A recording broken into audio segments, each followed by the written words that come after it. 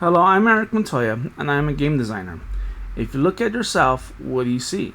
If you look deeper, you realize that you are a strong person and a hero comes out. We think of ourselves as heroes. That is why gamers love RPGs. You, as a player in my game, the player is placed in a side-scroller beat 'em up game. The player must restore peace throughout the land by locating and placing the magical orbs in the correct altars. Imagine yourself in a fantasy world where heroes are suited up with armor and armed with the sword, where castles and townships are about, and where magic runs throughout the land. There will be 5 levels, and each level represents each orb and altar. The player must find clues to the locations of the orbs and altars by talking to the townspeople to find clues where they are located. The townspeople will warn the player of the dangers on each orb and altar, which may require a special weapon to obtain a specific orb. Once the player has gathered enough information, they will make a choice on which orb and altar to locate. The hero must use their main weapon, their sword. Along the way, they will acquire more weapons to use on specific enemies.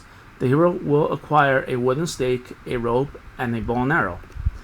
The hero will encounter many enemies throughout their journey. Zombies could be defeated by using a sword and is the easiest enemy to defeat. Werewolves require a bow and arrow to defeat and are very agile. Vampires could be defeated with a wooden stake. They are agile and without a wooden stake, impossible to defeat. The rope will be used to climb up walls and cliffs. The hero gathers information about the land and orbs. Then the decision is made to locate the red or blue orb in this example. When a horde member is defeated, they will drop a random loot. The loot will consist of extra life, restore health, and gems. The green flask represents extra life, and the red flask represents health, and the ruby represents gems. Once the hero finds the correct orb to its altar, the hero has completed the level.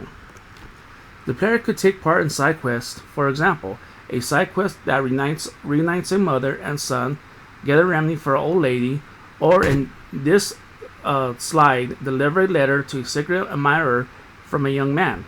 The horde and time will be against the player from achieving their goals. The gameplay is similar to Ghosts and Goblins with a twist of Dragon Warrior. Navigating through the world, towns, and communicating with NPCs is similar to Dragon Warrior, but navigating through caves and dungeons is similar to Ghosts and Goblins. The rest are coding to placing objects, player movement, dialect, inventory, melee combat, and completing quests.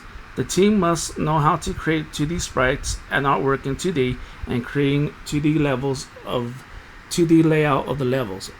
And I thank you very much.